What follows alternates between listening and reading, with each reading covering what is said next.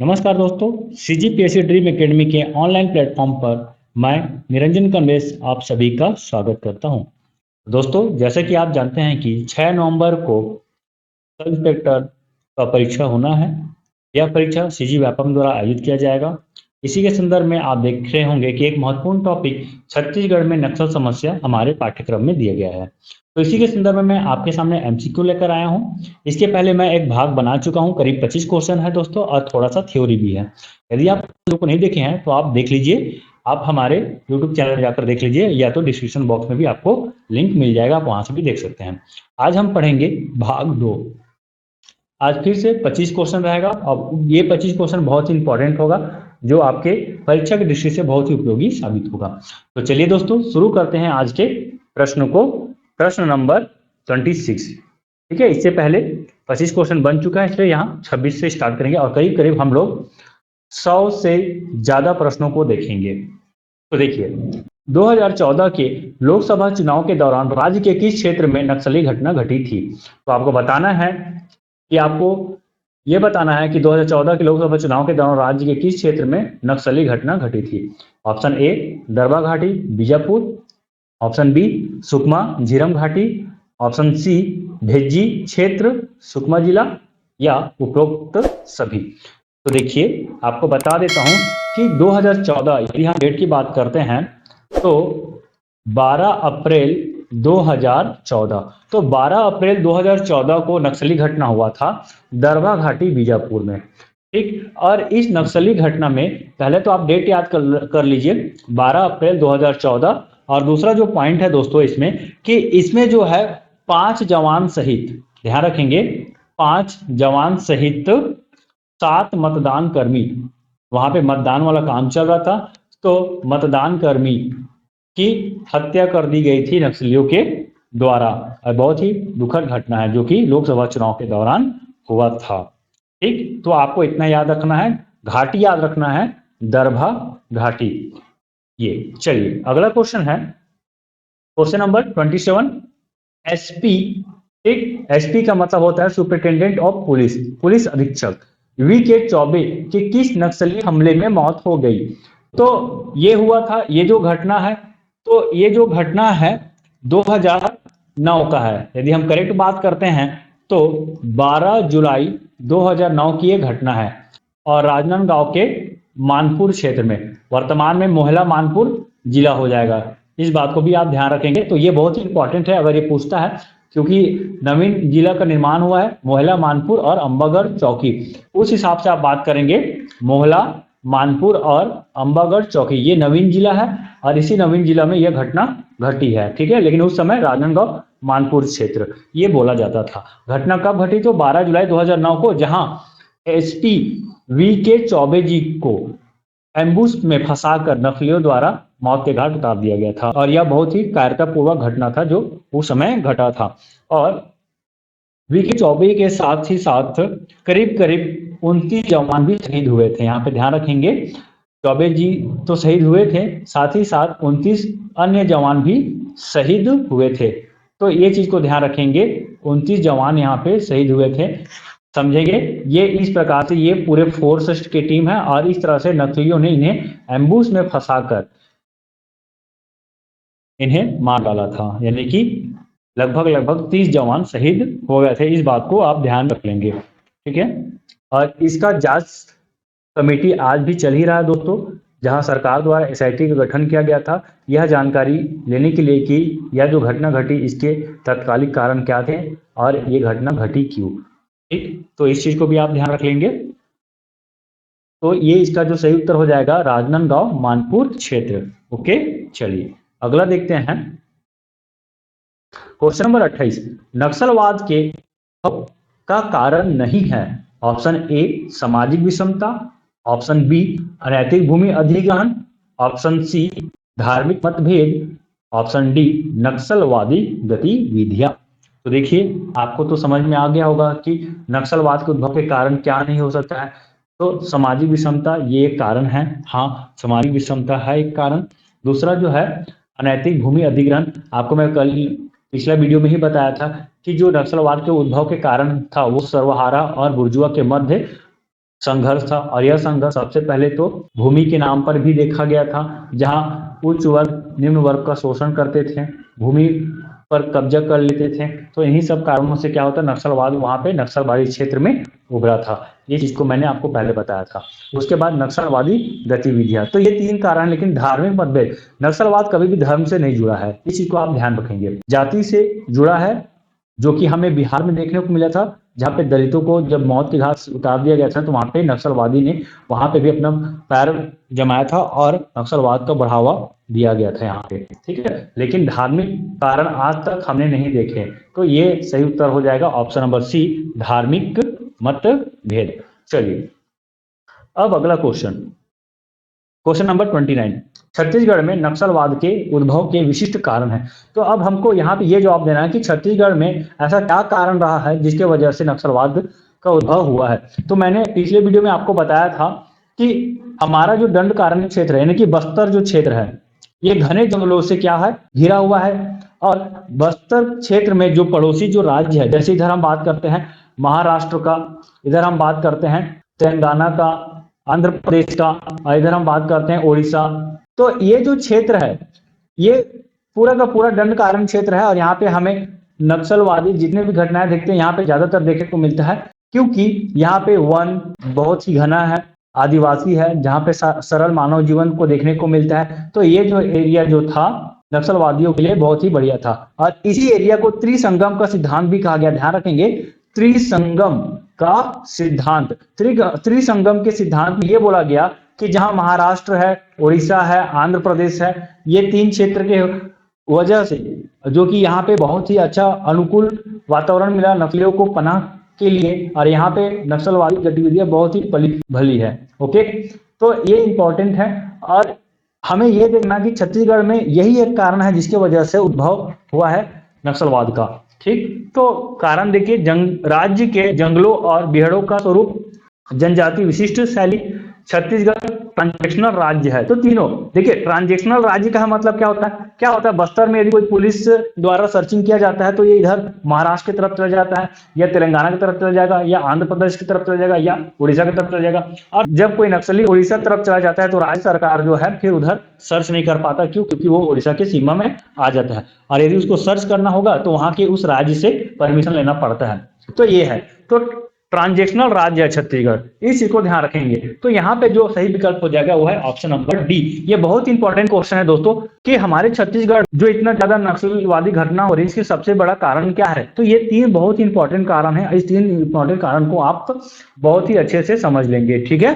तो चलिए अब आगे बढ़ते हैं क्वेश्चन नंबर 30 की ओर। देखिए, नक्सलवाद के सफाई के लिए केंद्र स्तर पर योजनाएं बनाई गई है। कौन सा योजनाएं बनाई गई है, नक्सलवाद निपटारे की राशि में 10 गुना वृद्धि, नक्सलवाद निपटारे की राशि में 5 गुना वृद्धि, नक्सलवाद निपटारे की राशि में 2 गुना वृद्धि, कनेक्टिविटी क्षमता विकास कार्यक्रम। तो इसका जो सही उत्तर हो जाएगा ऑप्शन नंबर ए, नक्सलवाद निपटारे की राशि में 10 गुना वृद्धि। ओके दोस्तों, चलिए इसका मतलब यह है कि केंद्र सरकार जो है ना, नक्सलवाद को से निपटने के लिए अपने जो बजट में जो राशि रखा जाता था, जो राशि का प्रावधान किया जाता था, उसमें 10 गुना तक वृद्धि कर दी है। और हमारे माननीय राजनाथ सिंह जो केंद्रीय गृह मंत्री है, उनके द्वारा समाधान नामक क्या है, एक योजना भी चलाया गया है, जिसके तहत नक्सलवादी घटनाओं को कम करने के प्रति प्रतिबद्धता जताई है अपनी। ओके, चलिए, केंद्र सरकार की स्मार्ट शासन योजना में शामिल नहीं है सिंपल, अकाउंटेबिलिटी, रिस्पॉन्सिबिलिटी, ट्रांसफॉर्मेंसी। तो देखिए यहाँ पे हो जाएगा ट्रांसफॉर्मेंसी। तो सिंपल है, अकाउंटेबिलिटी है और रिस्पॉन्सिबिलिटी है। तो ये तीनों के तीनों केंद्र सरकार की स्मार्ट शासन योजना में शामिल है, लेकिन ट्रांसफॉर्मेंसी जो है शामिल नहीं है, इस बात को ध्यान रखिए। चलिए अगला क्वेश्चन है, समाधान, जैसे मैंने अभी आपको बताया, समाधान कार्यक्रम केंद्र सरकार द्वारा चलाया गया है, ठीक है। इसको देने वाले हैं मुख्य रूप से गृह मंत्री राजनाथ सिंह द्वारा। तो समाधान कार्यक्रम संचालित किया जा रहा है केंद्र सरकार द्वारा, राज्य सरकार द्वारा, केंद्र व राज्य के समन्वय द्वारा, या उपरोक्त सभी। तो देखिए इसका जो सही उत्तर हो जाएगा वो है ऑप्शन नंबर ए, केंद्र सरकार द्वारा समाधान कार्यक्रम संचालित किया जा रहा है। ओके, चलिए अगला क्वेश्चन, स्टेपल चेस अभियान आरंभ किया गया था? Option A 1969, option B 1970, option C 1971, option D 1989। स्टेपल चेस अभियान क्या है? तो देखिए ये जो है 1971 में चलाया गया था, ठीक है। तो इसमें जो टीम जो शामिल थे वो है भारतीय सेना और राज्य पुलिस। तो भारतीय सेना, ध्यान रखेंगे यहाँ पे कि भारतीय सेना और राज्य पुलिस, इन दोनों का जो ज्वाइंट ऑपरेशन था नक्सलवादी गतिविधियों को कम करने के लिए या खत्म करने के लिए, तो राज्य सरकार यहाँ पे शामिल है और भारतीय सेना शामिल है, ठीक है। इतना ध्यान रखेंगे। और इस अभियान के दौरान करीब करीब 20,000 नक्सली को मारा गया है। तो ये भी बहुत ही इंपॉर्टेंट चीजें हैं, ध्यान रखेंगे। तो ऑप्शन सी हो जाएगा 1971। ओके, चलिए अगला क्वेश्चन। ग्रीन हंट अभियान में शामिल राज्य नहीं है। तो देखिए जब भी इस तरह का क्वेश्चन आता है ना, तो आप समझेंगे कि कौन सा राज्य जो नक्सलवादी गतिविधियों से पीड़ित नहीं है, ठीक है। तो इसमें देखिए झारखंड, उड़ीसा, महाराष्ट्र और आंध्र प्रदेश, ये 4 राज्य है। अब आपको बताना है कि कौन सा राज्य ग्रीन हंट अभियान में शामिल नहीं है। ये भी केंद्र सरकार की योजना है। तो इसका जो सही उत्तर हो जाएगा वो है option number D, Orissa green Hunt अभियान में शामिल नहीं है। ओके, चलिए।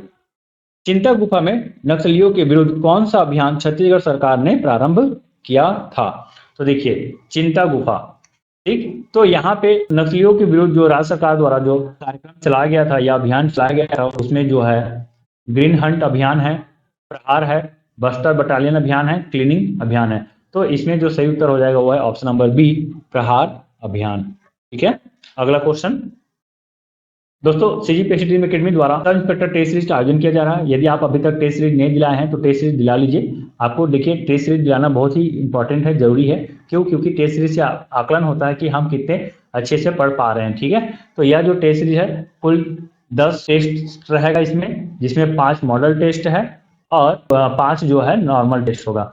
टेस्ट सभी के सभी 100 अंकों का होगा, देख लेंगे। और इसका फीस मात्र 199 रुपये है। यदि आप टेस्ट सीरीज लेना चाहते हैं तो आप हमें इन नंबर पे कॉल कर सकते हैं, या तो डिस्क्रिप्शन लिंक पे हम फॉर्म भी दे देंगे, रजिस्ट्रेशन फॉर्म, आप उस फॉर्म को भी फिलअप कर लेंगे, ठीक है। तो चलिए आगे बढ़ते हैं। अब सिक्योरिटी रिलेटेड एक्सपेंडिचर योजना में कितने जिलों को नक्सलवाद से ग्रसित माना गया था?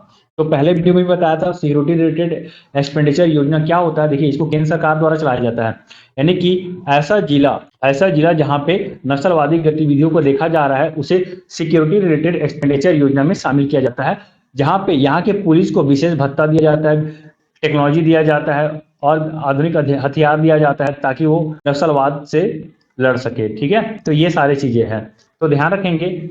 ये बोला जा रहा है कि कितने जिलों को नक्सलवाद से ग्रसित माना गया था। तो इसका सही उत्तर हो जाएगा ऑप्शन नंबर सी, 103। अब देख लीजिए कि हमारे छत्तीसगढ़ में कौन कौन सा जिला जो है जो कि सिक्योरिटी रिलेटेड एक्सपेंडिचर योजना में शामिल है। तो देखिए कितने जिले हैं: बस्तर, कोंडागांव, कांकेर, नारायणपुर, सुकमा, बीजापुर, दंतेवाड़ा, राजनांदगांव, धमतरी, महासमुंद, गरियाबंद, बलरामपुर, कवर्धा और मुंगेली। तो मुंगेली को अभी अभी नवीनतम सबसे नवीन शामिल जो जिला है वो है मुंगेली, ऐसे आप याद कर लेंगे। तो बहुत ही इंपॉर्टेंट है, आप ये 14 के 14 जिलों को याद कर लीजिए, एकदम से मुखाग्र याद कर लीजिए, जो कि बहुत काम आएगा आपका। पूछेगा कि कौन सा जिला शामिल नहीं है तो आपको बताना पड़ेगा। तो आप यदि ये 14 का 14 जिला याद कर लेंगे ना तो आसानी से बन जाएगा। देखिए कौन कौन सा हो गया: बस्तर, कोंडागांव, कांकेर, नारायणपुर, सुकमा, बीजापुर, दंतेवाड़ा। तो ये जो 6 जिला है, जो कि दक्षिण का 6 जिला है, वो दक्षिण का सारा जिला इसमें शामिल है। ओके, उसके बाद देख लीजिए राजनांदगांव, धमतरी, महासमुंद। अब राजनांदगांव टूट गया है तो इसको भी ध्यान रखना कि राजनांदगांव 3 भाग में बढ़ गया, तो मोहला, मानपुर और अंबागढ़ चौकी भी है, और साथ ही साथ आपका एक और जो है जिला जो बना हुआ है राजनांदगांव से अलग होकर, ठीक है, तो वो भी शामिल है। तो फिलहाल अभी ये ध्यान रखना है कि 14 जिला इसमें शामिल है, और अगर इसमें का 2 जिला को और जोड़ दे तो कुल 16 का 16 जिला हो जाएगा। और कौन कौन सा सारा का सारा जिला आप इन सबको याद कर लेंगे, ठीक। बहुत इंपॉर्टेंट है, बहुत इंपॉर्टेंट दोस्तों, इसे आप याद कर लेंगे। चलिए आगे देखते हैं। सिक्योरिटी रिलेटेड एक्सपेंडिचर योजना में निर्माण का कौन सा प्रावधान नहीं शामिल है? कौन सा चीजें शामिल है? मैंने आपको बताया कि केंद्र सरकार द्वारा इसे चलाया गया है, और इसके तहत जो पुलिस को विशेष भत्ता दिया जाता है, आधुनिक हथियार दिया जाता है, आधुनिक टेक्नोलॉजी दिया जाता है। क्यों? ताकि वे आतंकवाद से लड़ सके। ओके, तो इसमें क्या शामिल नहीं है? पुलिस सामग्री आपूर्ति, बहुविकल्पी आवास निर्माण, हेली बाउंड ऑपरेशन, एयरलिफ्ट निर्माण। तो बताइए, देखिए क्या होगा इसका जो सही उत्तर है। तो देखिए क्या है इसमें, जो है ना हेली बाउंड ऑपरेशन इसमें शामिल नहीं है। मैं आपको बताया कि पुलिस को आधुनिक सामग्री दिया जा रहा है, जैसे हथियार वगैरह है, बहुविकल्पी आवास निर्माण है, ठीक है, और एयरलिफ्ट निर्माण, ये सारा का सारा चीजें इसमें मिल रहा है, लेकिन हेली बाउंड ऑपरेशन इसमें शामिल नहीं है। ठीक, अब देखिए अगला क्वेश्चन, सिक्योरिटी रिलेटेड एक्सपेंडिचर योजना में छत्तीसगढ़ का कौन सा जिला शामिल नहीं है? देखिए क्वेश्चन आ भी गया दोस्तों, मैं अभी बात ही कर रहा था। तो अब बताइए कौन है? धमतरी, गरियाबंद, मुंगेली, कोरबा। मुंगेली तो शामिल है, तो इसको तो आप बोल ही नहीं सकते, ठीक है, अभी तुरंत मुंगेली का नाम लिया हूं मैं। और धमतरी, गरियाबंद है दोस्तों, लेकिन कोरबा में ऐसा किसी प्रकार की गतिविधि नहीं देखने को मिलता है, ठीक है। लेकिन देखेंगे आप यहाँ पे धमतरी और गरियाबंद, चूंकि ये जो छत्तीसगढ़ की यदि हम बात करते हैं, देखिए यदि हम छत्तीसगढ़ की बात करते हैं, धमतरी और गरियाबंद जो एरिया है वो आप देख सकते हैं सीमा में पड़ता है उड़ीसा की। तो ये जो एरिया है उड़ीसा के सीमा में पड़ता है, इसलिए यहाँ पे नक्सलवादी गतिविधि देखने को मिलता है। लेकिन जो कोरबा है वो यहाँ पे है, ठीक है, और ये कोई दूसरे राज्य को स्पर्श नहीं करता, इसलिए यहाँ पे नक्सलवादी गतिविधि नहीं देखने को मिलता है। देखिए नक्सली वहीं छुपेंगे जहां से भागने को उसको मौका मिले, नक्सली वहां पे बिल्कुल नहीं जाना पसंद करेगा जहां पे वो धर दबोच लिया जाए। तो ये सारा का सारा आप देख रहे हैं, सब का सब सीमावर्ती राज्य से जुड़े हुए हैं, लेकिन कोरबा सीमावर्ती राज्य से नहीं जुड़ा है। तो इसका सही उत्तर हो जाएगा ऑप्शन नंबर डी, कोरबा। ये आप देख सकते हैं यहाँ पे हाल ही में ये 1 जुलाई 2021 का रिपोर्ट है। इसमें क्या बोला गया है? कृपया विषयांतर्गत संदर्भित पत्र के माध्यम से भारत सरकार गृह मंत्रालय, देखिए मैं आपको बताया था गृह मंत्रालय द्वारा ये आयोजित है, ये जो सिक्योरिटी रिलेटेड एक्सपेंडिचर योजना जो है, ठीक है, इसमें मुंगेली को क्या किया गया? SRE यानी कि सिक्योरिटी रिलेटेड एक्सपेंडिचर जिला में शामिल किया गया है। और बालोद को, बहुत इंपॉर्टेंट दोस्तों यहाँ पे इस पॉइंट को भी आप नजर में रख लीजिए, बालोद को हटाया है और उसके जगह पे मुंगेली को रखा गया है, ठीक। तो बहुत इंपॉर्टेंट है, देख लीजिए सभी जिले के, ये जो है बालोद जिले के पुलिस अधीक्षक को यहाँ पे ये केंद्र सरकार द्वारा भेजा गया है। ओके, चलिए अगला देखते हैं। देखिए अगला क्वेश्चन, नक्सलवाद के खात्मे के लिए चलाई गई MP योजना का पूरा नाम क्या है? अब आपको बताना है ये MP का पूरा नाम क्या है। तो देखिए मॉडर्नाइजेशन ऑफ पुलिस फोर्सेस, ये है पूरा नाम। M मतलब मॉडर्नाइजेशन, मतलब आधुनिकीकरण यहाँ पे, ठीक है, आधुनिकीकरण। तो देखिए यदि हम पुलिस फोर्स को आधुनिक नहीं बनाएंगे, उसके हथियार को आधुनिक नहीं बनाएंगे तो हम ऑपरेशन कैसे कर पाएंगे, नक्सलियों से कैसे लड़ पाएंगे? क्यों? क्योंकि नक्सलवादी जो घटनाएं जहां भी देखने को मिलती है उन लोगों के पास उन्नत हथियार देखने को मिलता है, पुलिस के पास नहीं है, ठीक है, इसलिए यहाँ पे आधुनिकीकरण बहुत ही जरूरी है, ठीक है। तो मॉडर्नाइजेशन ऑफ पुलिस फोर्सेज ये बहुत जरूरी है।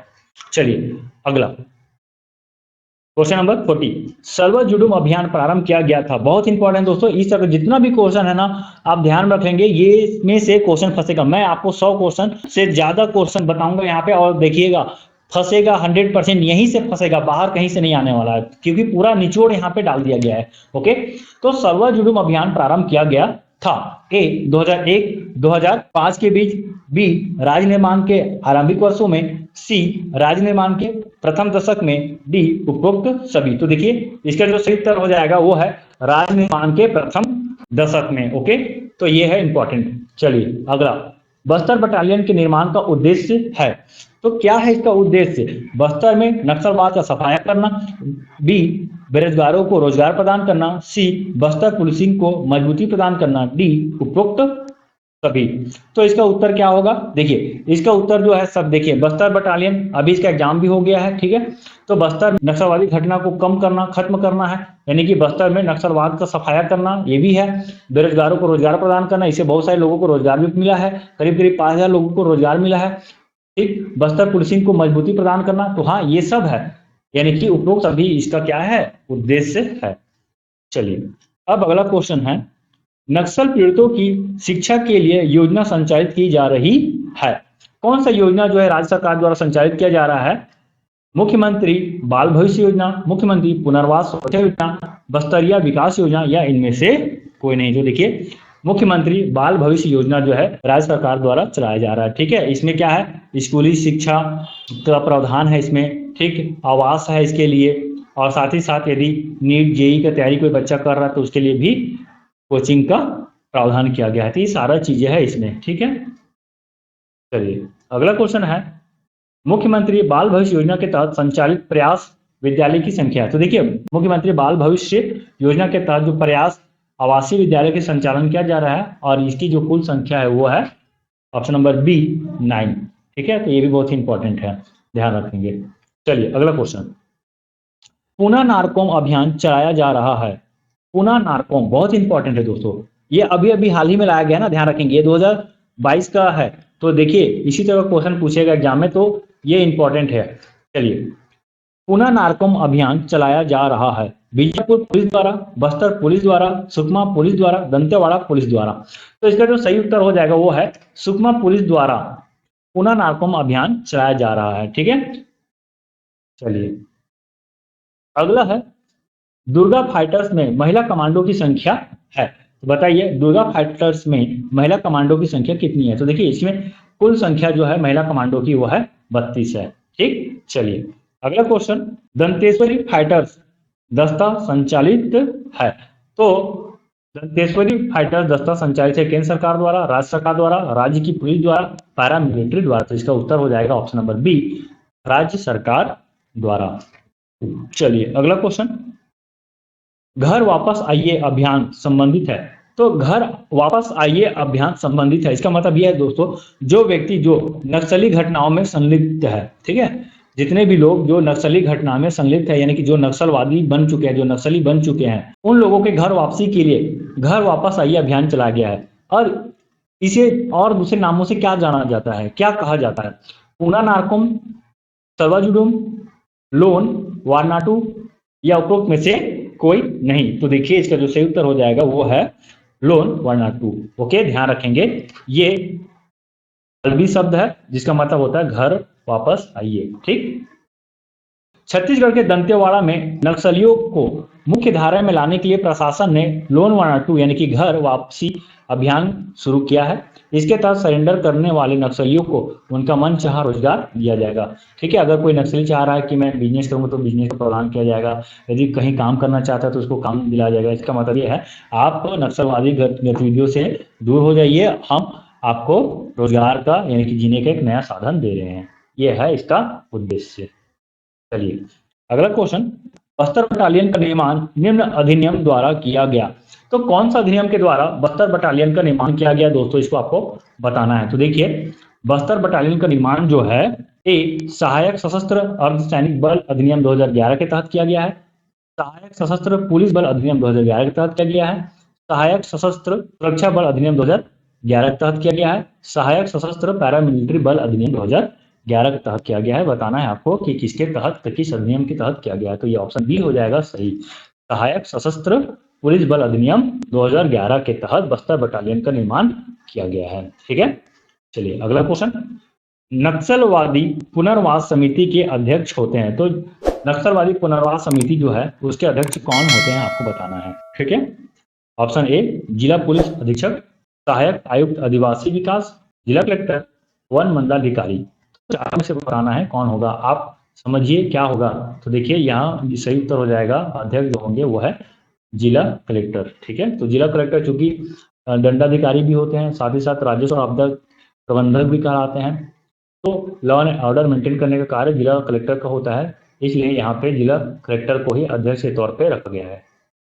चलिए अगला क्वेश्चन है, नक्सलवादी अंतर्विभागीय समिति कार्यरत होती है जिला स्तर पर, ब्लॉक स्तर पर, ग्राम स्तर पर, राज्य स्तर पर। तो इसका जो सही उत्तर हो जाएगा वो है राज्य स्तर पर, ठीक है। चलिए तो दोस्तों एक बार और फिर से देख लीजिएगा, 20 अक्टूबर 2022 तक का टेस्ट हो चुका है। यदि आप चाहते हैं टेस्ट सीरीज लेना तो 199 रुपये इसका फीस है दोस्तों। आप हमसे संपर्क कर सकते हैं इन नंबरों पे, ठीक है। किसी प्रकार का कोई समस्या होगा तो आप कॉल कीजिए या व्हाट्सएप कीजिए और टेस्ट सीरीज दिलाइए, बहुत ही जरूरी है, बहुत ही कम समय बच गया है दोस्तों।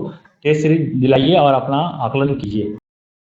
चलिए तो दोस्तों 50 क्वेश्चन अब हमारा कंप्लीट हो चुका है, ठीक है। अब नेक्स्ट वीडियो हम लेकर आएंगे फिर से 25 क्वेश्चन को लेकर। इस तरह से हम करीब करीब 100 से अधिक क्वेश्चन को हम यहाँ पे देखेंगे। वीडियो आपको पसंद आता है तो प्लीज सब्सक्राइब कर लीजिए, लाइक कीजिए दोस्तों और अपने दोस्तों तक शेयर जरूर कीजिए। तो मिलते हैं एक नई वीडियो के साथ, तब तक के लिए बाय बाय दोस्तों, मस्त रहिए, मस्त पढ़िए। Thank you.